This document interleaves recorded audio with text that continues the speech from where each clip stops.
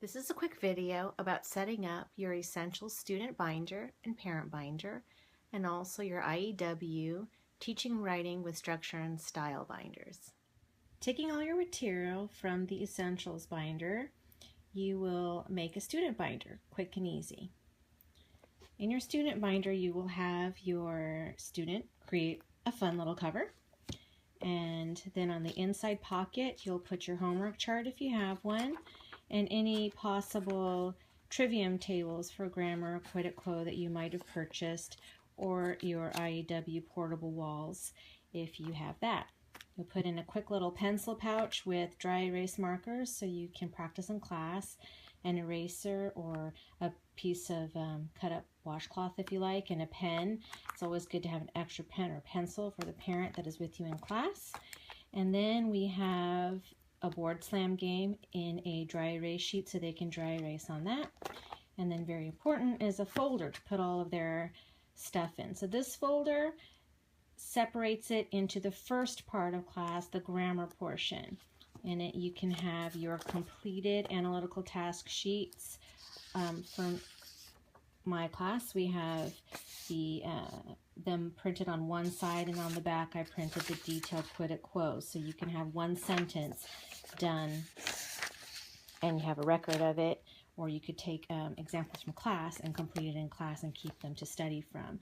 I also have extra notebook paper in the back for them to take notes, or for the parent to take notes and file it for them. And then you have your EEL scope and sequence page. This is basically telling you what you are going to need to memorize each week, which charts you're going to reference, which tasks you might be doing, and also spelling and punctuation rules if you add that to your language arts program. Then here I have the analytical task sheet with the quid et quo on back, and that is what we use to practice sentences in class with our dry erase. It is very useful and we'll be using that a lot.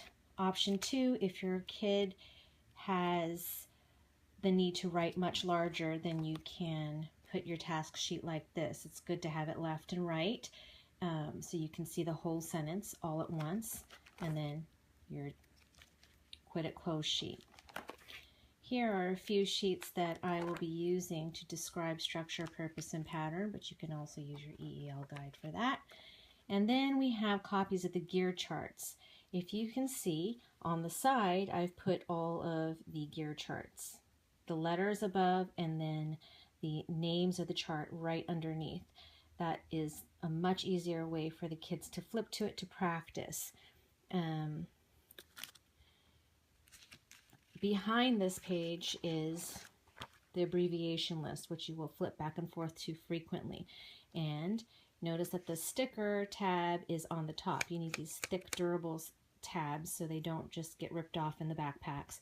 And because you want to see it from the front of the binder, you have to write on the back of the tab in order to stick it on. It makes it a lot easier.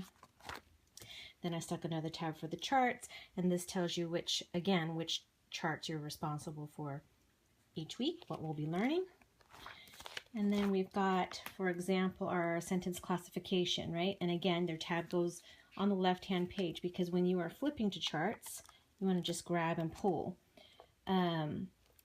So the left page has the answers, the right page is the blanks, and that's really important because that's how you will practice at home. You will cover it up with your hand and see if you can point and say all the answers, or even dry erase them if you are not reciting them. And then you do that with all of the charts. And then after that section, we have weekly sentences, and this tells you the sentences that the parent will choose for you to practice on your analytical task sheets for homework. And then after that, you can file the completed task sheets if your kid keeps them instead of dry erasing them for homework.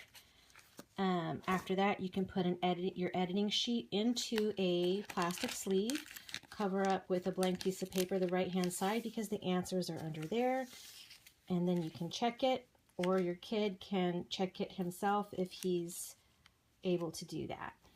The other option is to print each one out or copy each one and then have them handwrite on them. Behind that, you could have another tab here for quizzes. So after 6 weeks of practice, your student can fill one out and see if they have it completely memorized. If they're a third tour student, you could use a blank sheet of paper and then they write the entire fill out straight from memory. And then there's a notes section. If your student has taken notes, they can put it behind here, or you can put your notes in there for your student to read. And then we have the next folder, which is our IEW folder. And inside it, you might have some notes or extra checklist things that you're working on during the week, and some paper for them to write notes on, and also their weekly assignment compositions on.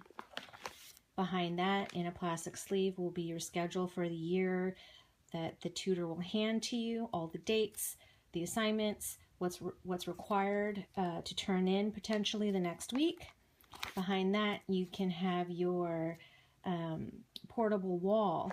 You can copy it and put it in here, and that will be a quick, fast reference for your student to use while they are writing their papers. Your quick ly adverbs, which are also your quality adjectives if you take off the ly, and so on.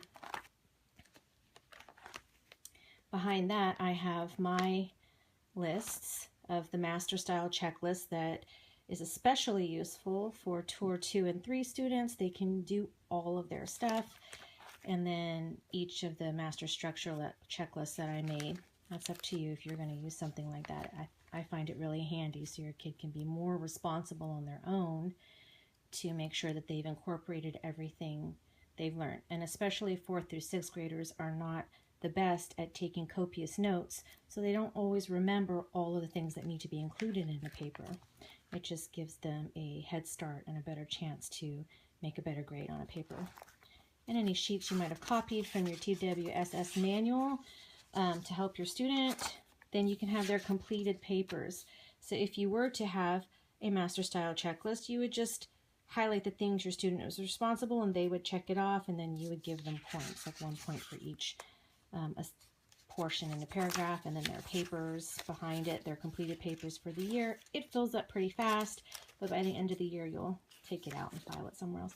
And then after that, I have your foundations folder. In the foundations folder, you will put their artwork or their tin whistle sheets or anything that they have brought home that week or need for the next week, even their presentation sheets or notes for their oral presentations, things like that. And then you could put your geomath. And then you have a nice, handy-dandy, complete student binder.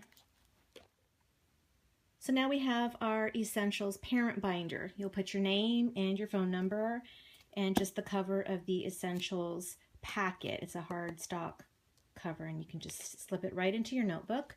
And on the inside, you could have blank paper for notes or any extra trivium tables. If you're a tutor, you probably have your own set that you'll stick in there.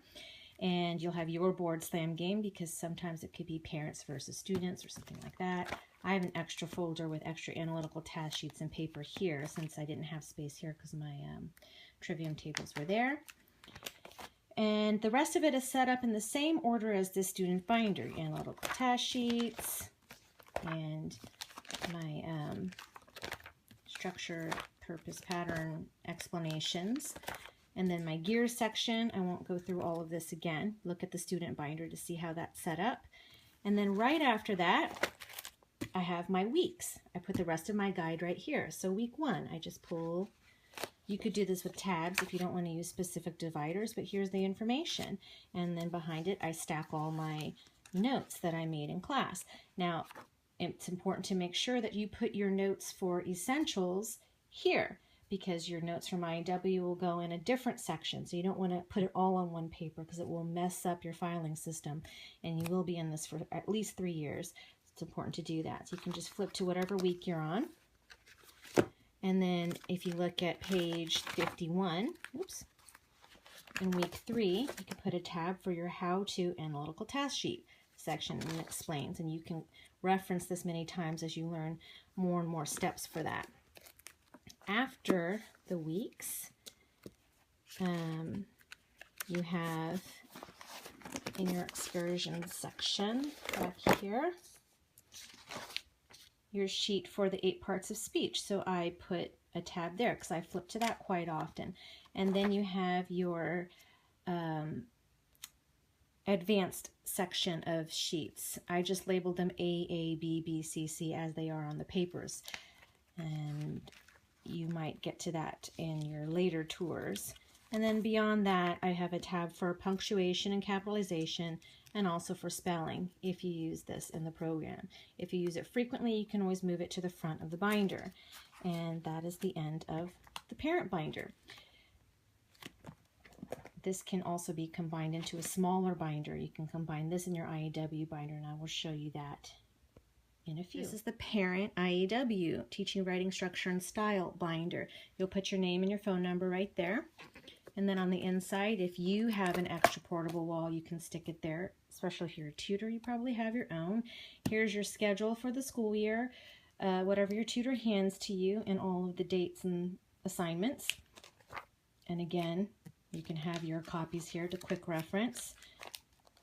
And then this is very much like the student binder, so I'm not going to go through it all, but here's your master style and structure checklist that I have written and put in. And then I have an extra folder for some of the notes that I've taken that I haven't filed yet, and extra paper to take notes on.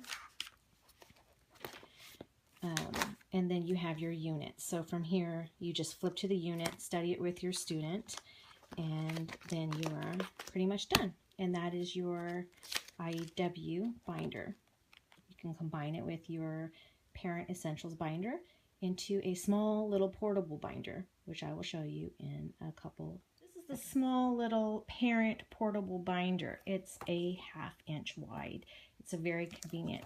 If you have a large purse, or if you want to stick it in your student's backpack, or you just have it on the road with you, it is something that you can only fit a couple weeks work in.